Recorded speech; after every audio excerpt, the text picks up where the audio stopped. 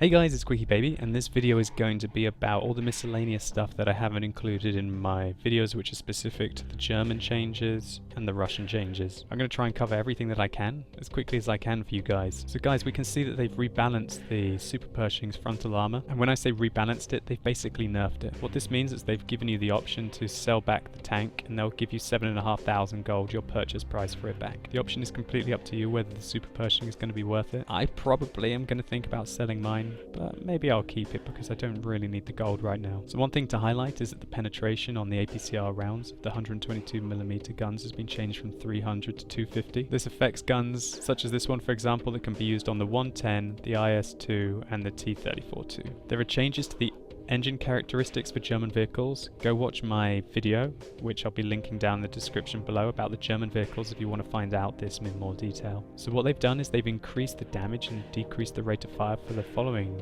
Soviet 100mm guns. So as you can see here, it's affected the guns such as on the T-44, now got 250 alpha damage with slightly a worse rate of fire. This basically has brought this gun in line with the Chinese 100mm that's on the Type 59 as an example. There have been some minor corrections in models. Now here's one of the most interesting things about the patch, and that I'm very excited about, is that they've increased functionality of missions and they've added an interface with descriptive and current mission status. Let's take a look at it. Here we can see the missions in the top left hand corner. If you click it, it brings up this tab. Unfortunately, they haven't really evolved this so much at the moment. Like, for example, the condition says here test text, but it looks like the rewards like 50,000 here, and you get to complete one per 20 hours.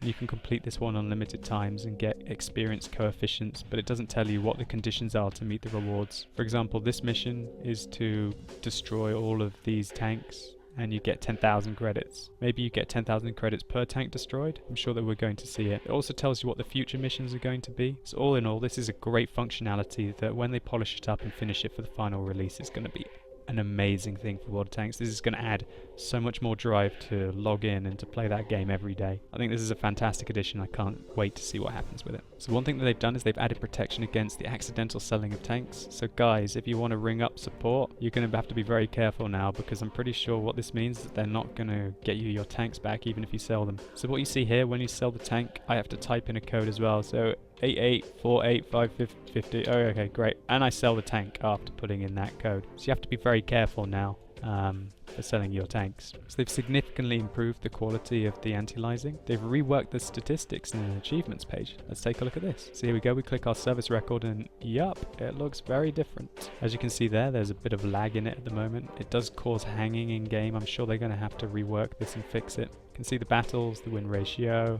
and other things to look out for. Also, it's going to be able to, there are different tabs here. Click on the award, though they've added voiceovers for each of the nation's crew, and you can switch it on in the settings. However, one of the worst things about this is that's great. They've got German voices in the game, they've got Russian voices in the game, but there are no British voices.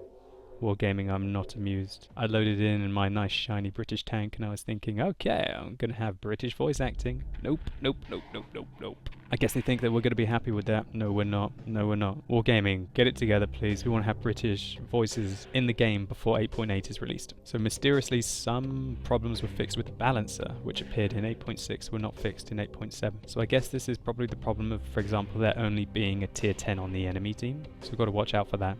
There are other minor changes. For example, here enhanced torsions are mounted, then the damage to the tank chassis is reduced, as well as the damage to the tank itself through its chassis when ramming and falling. So basically, if you mount enhanced torsions, you can do suicide jumps. Now guys, one of the best changes about this next patch for me as a player is that when you lose and you are a hero, i.e.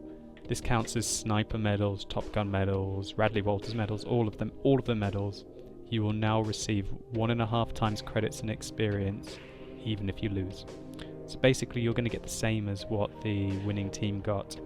Of course you won't get your double or your 5 times still if you lose, but this is a fantastic change. This is going to matter to me so much, as I do often pick up quite a few medals on the losing team, such as Confederate or Sniper, the occasional Top Gun on a losing team as well. What this means is that you're going to be able to pick up that 1.5 times credits and experience. This will also significantly change the average experience that the better players get, because now the better players who frequently get battle medals even if they lose are going to be getting that 1.5 times experience. So expect average average experience to just fluctuate. There'll be a big blip up. There'll be a very big blip up actually. An average experience is an 8.8. So all in all, the average experience in the game will go up. You'll see a little spike in how the players are slowly getting better and better. So they've made changes to the battle tutorial, so if you want to go check that out, do so. So they've changed the rules for determining who caused a ramming. It will now default to the player whose tank has the highest speed at the moment of the ramming encounter.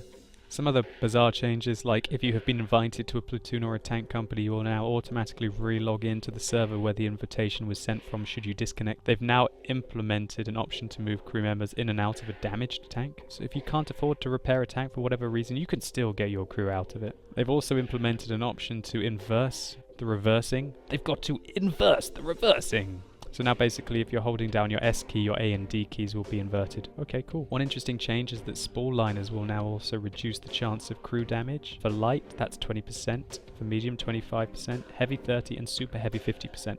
This means that really, like Mouse and E100, if they do equip a super heavy spool liner, it's very unlikely that their crew are going to be damaged during the battle, especially if they do also equip the 15% from the large med pack. Apparently now also, when you're switching off the auto aiming option, it is no longer necessary to move the aiming indicator off the lock tank. That's a good change. They've changed the model of the flagpoles. Meh, okay. They've added an automatic shooting when you're pressing and holding the fire button. That means you can just hold your mouse button and it will keep firing. You shouldn't have to click every time it's reloaded. That'll be quite exciting. It feel like I'm going plow, plow, plow, plow. That'll be quite good for preventing RSI, I guess, in quite a few people's hands when they're driving around in some tanks with autoloaders. One thing that's interesting though is that's probably going to make some autoloader players play a hell of a lot worse. If you just hold down the fire button and you're just going and trying keeping your mouse over the weak point of the enemy with your autoloader, you're probably not going to be aiming for his weak points, as if you have to wait until you click and then you wait until you click. So expect that to actually make some players worse at playing autoloaders, so maybe you can take advantage of that. You can now no longer dismiss a crew by right-clicking them in the hangar to prevent accidental dismissals. You can now recover your password while in game. They've reworked some special effects. We've hit them hard! Has now been removed from the voiceover. Oh, come on, man. That was a badass one. They fixed some bugs in the statistic windows, but they've also added some. For example, my client crashing and now me being in a 2,000 man queue to get back onto the test server. Added new types of visual effects for cumulative projectile ricochets. That's cool. And they've changed the logic of sliders in the service window. So the big changes are missions and the achievements page. I think the missions is the biggest change that you can get from all of this video. I'm really looking forward to those missions. I think it's a fantastic opportunity for Wargaming to implement some kind of daily thing. I think it'll make the laborious thing of having to go onto their website to look what the specials are going to be this weekend as well. I think that they can probably incorporate the specials into their mission system. I think it'll just be fantastic for the game. Just talking about the service record again, let's see if we can have second time lucky. Maybe we're going to crash out again. Let's find out. Maybe we can click the vehicles bit. Yes, it did it. Okay, so take a look at this new service record. It's interesting. You can order the tanks now by average experience. And there you go. You can see the tanks that you play the best through average experience. You can sort it by masteries, by victories, by battles. And you can look at the awards that you have in all the different tanks. So for example, in my M48 pattern, I've got 11 Bolters medal. Those are some legacy medals for you. Now let's take a look at the statistics tab. Okay, well, this is interesting. So now you can get a lot more detailed statistics about your account. All of these were previously available. However, it's very interesting to see how many tier 8 tanks and 9 tanks and tier 10 tanks I play. Looks like I don't like to play any tier 5s and below. It looks like I mostly play the Americans, the Germans, and the Russians. However, my French and British are starting to catch that up, and I've even been playing quite a few in the new Chinese tanks. And there we go, welcome to the test server. Unfortunately, I can't show you any more on this new statistics, but I really think this is a great change for Wargaming. Keep implementing awesome ways to track your own statistics and your missions into the game. So all in all, guys, I hope this video has been useful to you. If it has, please consider rating it down below. I hope I'm giving you all the information that you need to know about the upcoming patches without you necessarily having to go and find out for it about yourself. As always, if you want to find out more about this patch, I've got a whole host of other videos that you can find on my channel. And why don't you tell me in the comments down below, are you thinking these are good changes that are coming? Do you think this 8.8 should really be 9.0? What do you think Wargaming are planning for 9.0, you know? The time is running out. Do you think it's going to be a new whole tree release? Do you think they're going to release maybe the Japanese tanks? As you might have seen in my video there were tabs for Japan in the future. Maybe Wargaming are planning something really big for 9.0, because I really think the addition of missions, this new statistics and all the changes in the tank, and the new Russian line that's coming in, really make this a fantastic patch. As always, guys, thank you so much for watching. You've been epic, and hopefully I'll see you soon.